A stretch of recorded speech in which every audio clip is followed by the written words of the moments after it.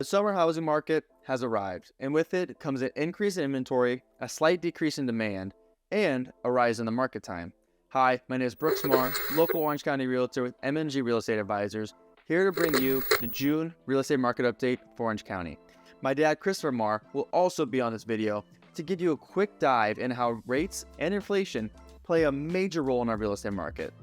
Now, if you're looking to buy or sell a home in Orange County, take a listen so you know what's going on here in Orange County.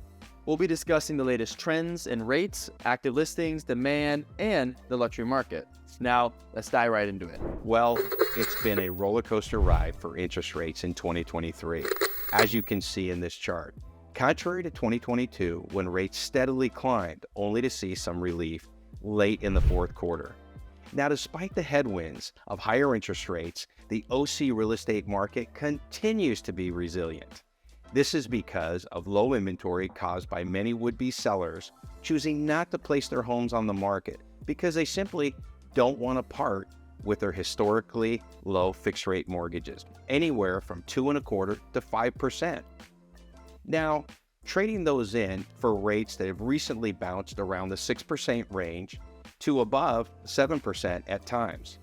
These higher rates simply limit affordability and therefore purchase options. Some strategic buyers and sellers have been fortunate enough to make a move when rates had dipped and have selected alternative loan options with the understanding that these rates simply won't be around forever. Their plan is to refinance into lower fixed rate loans in the next 12 to 14 months. Have you heard of the phrase date the rate and marry the house? Well, that's essentially what these strategic buyers and sellers are doing these days. The nemesis to rates hasn't changed. It continues to be inflation.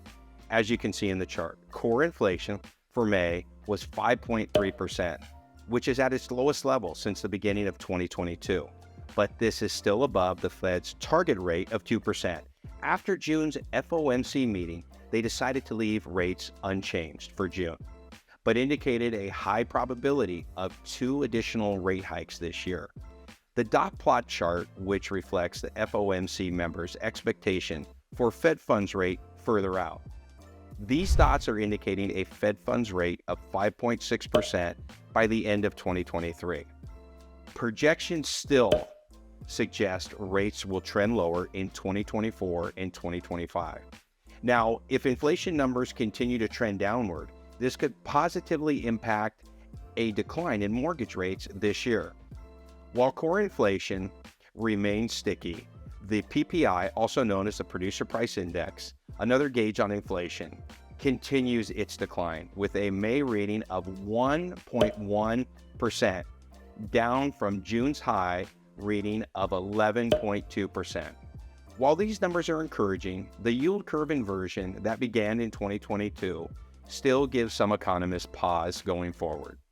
We'll continue to monitor the numbers and update you in future videos. We should understand that moderate inflation is a good thing, and when in check, the economy grows at a safe rate of 2.5% to 3.5% a year without causing any negative side effects. In case you're wondering why the Fed's target rate for inflation is 2%, but it's deemed good for the economy to grow at a higher rate of 2.5% to 3.5%, well, the simple answer is when economic growth is higher than inflation, there are more goods for money to chase. Conversely, when the core inflation rate significantly outpaces growth in the economy, then there are less goods being chased by more money. This is no bueno. Now, I'm going to throw it back to Brooks for the rest of the market report. The active inventory of homes has remained relatively stable in the past couple of weeks. Although there was a small increase of 6 homes, the overall number stands at 2,196. Interestingly, this is the lowest level for a start to June since tracking began in 2004. It's worth noting that the inventory has not experienced significant growth since mid-April. In fact, it closely resembles inventory levels of 2021. This year, the number of homes for sale will continue to rise slightly until it peaks sometime between July and mid-August. Contrary to popular belief, the lack of substantial inventory growth is not due to unprecedented demand. Instead, it can be attributed to a significant drop in the number of homeowners willing to sell their homes in the current higher mortgage rate environment. Compared to the 3-year average before COVID, 2017 to 2019, we've seen 46% fewer sellers this year, which amounts to a staggering 8,339 missing for sale signs. Unfortunately, this trend is expected to persist for the foreseeable future, resulting in an inventory that closely resembles 2021 for the remainder of the year. Last year, the inventory was considerably higher at 3,059, which is 39% more than the current level. Looking further back, the 3-year average before COVID, 2017 to 2019, was a striking 6,501 homes, almost triple the current inventory. Homeowners are just choosing to hunker down in their homes, primarily due to their underlying, locked-in, low fixed-rate mortgages. The significant difference between their current rate and today's prevailing rate discourages many from listing their homes for sale and moving to another house. We can expect this trend to continue until mortgage rates drop. Now, let's shift our focus to demand in the real estate market.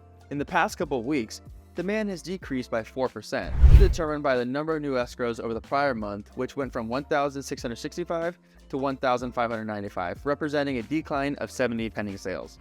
The higher mortgage rate environment, which has hovered around 7% since mid-May, has had a slight negative impact on demand. In fact, the current demand readings are the lowest for June since tracking began in 2004, even lower than the Great Recession. We can expect demand to remain muted until mortgage rates drop, which will likely happen as the economy cools and inflation drifts lower. Last year, demand stood at 2,020, representing a 27% increase compared to today.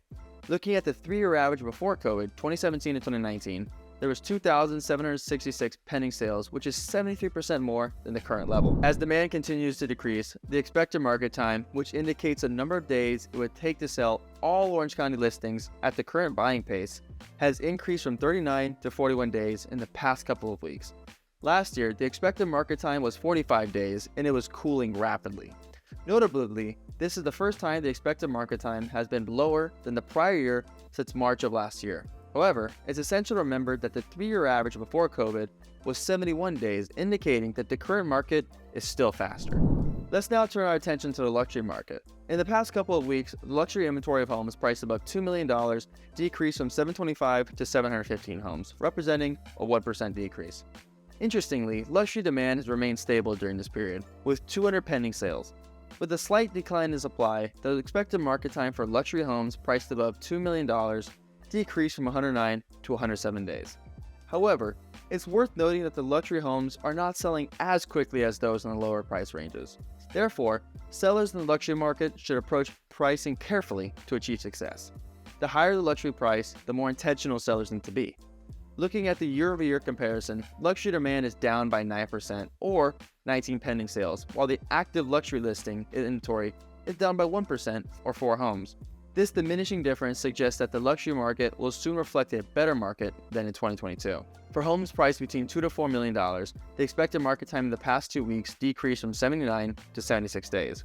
However, for homes priced between $4 million and $6 million, the expected market time increased from 149 to 163 days. As for homes priced above $6 million, the expected market time increased from 267 to 274 days, meaning a seller will be placing their home into escrow around March of 2024. Now, some points I want to end this on for you to think about. Number 1, buyers, if you're ready to make a move, whether this will be your first home purchase or you've had some life events go on and you just need to make a change, let's connect so we can create a plan around you and what you need. With elevated rates, buyer competition is lower. Number 2, sellers. The lower price points under $2 million are having great activity. If you're looking to make some moves, now is a great time. Again, the same thing I said for buyers. Let's connect and discuss your goals to see if it is even the right time for you to sell. Our goal here is to make a long-term plan to fit your vision. Number 3, there's a saying that's been around for a long time and it's been very popular again. Date the rate, marry the house. To simply say what this means is if you find the home that checks off most of your boxes and you can afford it, you can get that house and refinance later, which there will be opportunities to do, and you got the ideal home for you. And with that, that concludes our real estate market update for June. As we've discussed, active listings have remained relatively stable. Demand has seen a slight decline, and the luxury market has shown some interesting trends.